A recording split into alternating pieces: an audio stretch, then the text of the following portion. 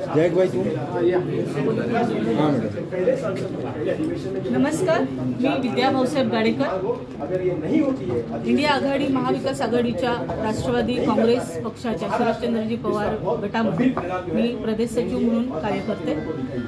आज इथे प्रेस बोलवण्याचं कारण आहे, जातनिहाय जनगणना ही झालीच पाहिजे आणि त्यासाठी आम्ही तीव्र आंदोलन करू, हे आम्ही सगळ्या सरकारला इशारा करण्यासाठी ही प्रेस कॉन्फरन्स बोलवली आहे। ज्यावेळेला राष्ट्रवादी काँग्रेसने मॅनिफेस्टो जाहीर केला त्याच्यामध्ये असं आश्वासन दिलं होतं का? जर दिलं होतं तर मग हे सगळं मागणी करण्याची वेळ काय येते?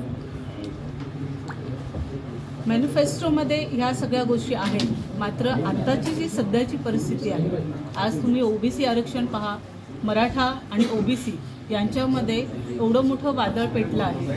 तर याच्यामध्ये मूळ मुद्द्याचा जर आपण विचार केला तर जातनिहाय जनगणना हा त्याचा बेसिक आणि मूळ मुद्दा आहे, तो कुणाच्याही लक्षात येत नाहीये। लोकांना असं वाटतं मराठा विरुद्ध ओबीसी किंवा मराठ्यांनी ओबीसीमध्ये आरक्षण मागतायत, तर हे त्यांना हे कळत नाहीये की जातनिहाय जनगणना जर झाली तर हा सगळा प्रश्नच मिळेल। इस्लाममध्ये जात हा कन्सेप्ट नाहीये, कुराणमध्ये हदीसमध्ये असा काही उल्लेख नाहीये, मग भारतातल्या मुस्लिमांना 18 पगड जातीमध्ये नेमकं का आणलं जातं? इस्लाममध्ये जात हा उल्लेख नाही, बरोबर, पण जी मागची परिस्थिती होती, मागच्या शतकांची परिस्थिती होती, त्या सामाजिक परिस्थितीनुसार विकास आणि सामाजिक व्यवस्था ही वेगवेगळ्या माइंडसेटमध्ये त्यांच्या कामाच्या स्वरूपानुसार चालत होती आणि त्या पद्धतीनुसार त्याचे वर्ग पडले होते आणि हे पुढे चालू त्याच पद्धतीने इतिहास हा आता वर्तमानामध्ये रिपीट झाला। फॉर एक्झाम्पल आतार आहेत, कसाई आहेत, मुस्लिम लोकांमध्ये पसमानदाचं उत्तर प्रदेशमध्ये भारतीय जनता पार्टीने पसमानांचं अधिवेशन घेतलेलं मागच्या काही महिन्यांमध्ये, परंतु त्याचा मतदानाच्या दृष्टीने काही फायदा झाला नाही।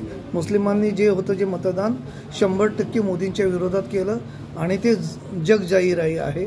तर नेमकं हे इथे तुमच्याबरोबर असतील याची नेमकी खात्री काय? याची खात्री लोकसभेच्या निवडणुकीमध्ये सगळ्यांनीच पाहिली आहे। म्हणजे हा प्रश्न अगदी मलाच तुम्हाला विचारायचा आहे की लोकसभेमध्ये मुस्लिम बांधवांनी मतदान मोदींना का केलं नाही याचा विचार त्यांनीच करावा। मग मुस्लिमांनी जर अन्य घटक पक्षांना मतदान केलं तर ते योग्य, परंतु जर हिंदू धर्मीयांनी जर मोदींना किंवा भारतीय जनता पार्टीला हिंदुत्ववादी संघटनांना मतदान केलं ते अयोग्य, याच्यामध्ये तफावत कशी काय दाखवू शकतो? असं काही विषयच नाहीये। आज हिंदू आणि मुस्लिम हा आपण विचार करतो, मात्र प्रत्येकाचा तत्व आणि विचार, त्या पक्षाचा विचार आणि तत्व हा वैयक्तिक आहे। त्याच्यामध्ये मतदान कुणाला करायचं आणि कुणाला नाही करायचं हा वैयक्तिक प्रत्येकाचा प्रश्न आहे। अण्णा शेंडगे माजी आमदार आहेत, त्यांनी ओबीसी आघाडी निर्माण केली होती आणि लोकसभेच्या जागा लढल्या, मग नेमकं ओबीसी आघाडीला अपयश का आलं? ओबीसी आघाडीला अपयश येण्यामागे वैयक्तिक माझं असं मत आहे की ओबीसींची ताकद माहीत नाही आणि कुठेतरी त्यांना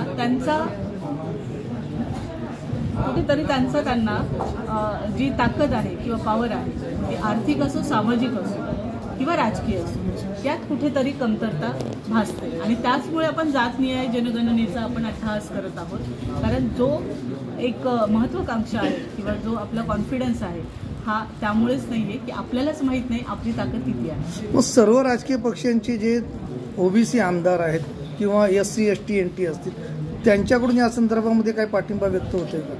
आता आम्ही जशा पद्धतीने आम्ही पुढे जातोय, आता आज तर आम्ही ही पत्रकार परिषद किंवा आज आमच्या लोकांशी ही आम्ही मीटिंग घेतलेली आहे, अशाच पद्धती आम्ही आजपासून सगळ्या पक्षांकडे आमचा प्रस्ताव मांडतो। या संदर्भात विधिमंडळाच्या पावसाळी अधिवेशनावरती काय मोर्चा वगैरे काढण्याचा हेतू आहे का? 100% जर आमच्या प्रत्येक खासदारापर्यंत आम्ही आता ती घोषणा केलेली आहे की प्रत्येक खासदारापर्यंत आम्ही आमचं हे जे मत आहे जातनिहाय जनगणना झालीच पाहिजे, यासाठी पावसाळी अधिवेशन असेल किंवा येणारं कोणतंही अधिवेशन असेल त्याच्यामध्ये त्यांनी हा आमचा मुद्दा मांडलाच पाहिजे, हा आमचा कट्टर आहे.